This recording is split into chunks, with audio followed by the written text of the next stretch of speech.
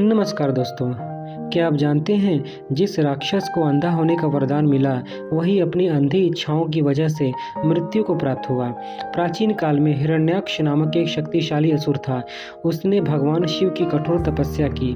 उसकी तपस्या से प्रसन्न होकर शिव जी ने उसे वरदान मांगने को कहा। हिरण्याक्ष ने संतान की कामना की। शिव जी के वरदान से एक पुत्र उत्पन्न हुआ जिसका नाम पड़ा अंधक। जन्म के समय अंधक नेत्रहीन था, इसलिए उसका नाम अंधक पड़ा। शिव जी की कृपा से अंधक को दैत्यराज बलि ने गोद ले लिया और उसका पालन पोषण राजसी वैभव में हुआ। युवा होने पर अंधक ने अपनी कमजोरी को शक्ति में बदलने के लिए घोर तपस्या की। उसने ब्रह्मा जी को प्रसन्न किया। ब्रह्मा जी ने उसे वरदान दिया कि वह तब तक अजेय रहेगा जब तक वह माता पार्वती को अपनी माता मानता रहेगा। इस वरदान ने अंधक को अत्यंत शक्तिशाली बना दिया, लेकिन उसके साथ ही उसके भीतर अहंकार भी जन्म लेने लगा। शक्ति पाकर अंधक ने तीनों लोकों में उत्पात मचाना शुरू कर दिया। देवता, ऋषि और साधु उसके अत्याचारों से त्रस्त हो गए। एक दिन अंधक की दृष्टि कैलाश पर स्थित माता पार्वती पर पड़ी।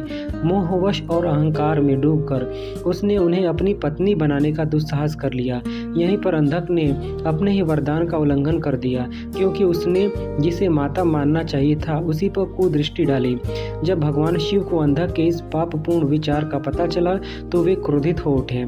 यह केवल अपमान नहीं था, बल्कि धर्म, मर्यादा और नारी सम्मान पर आघात था। शिव जी ने अंधक को समझाने का प्रयास किया, लेकिन अहंकार में डूबा अंधक युद्ध पर उतारू हो गया। शिव जी और अंधक के बीच भीषण युद्ध हुआ। एक विचित्र घटना घटी। अंधक के शरीर से जब जब रक्त की बूंद धरती पर गिरती तब तक उससे नए अंधक उत्पन्न हो जाते।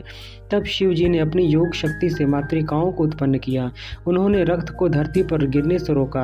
अंततः शिव जी ने अपने त्रिशूल से अंधक का वध किया। मृत्यु से पहले अंधक को अपने पापों का बोध हुआ। उसने शिव जी से क्षमा मांगी। शिव जी ने उसे दंड तो दिया, लेकिन करुणा भी दिखाई।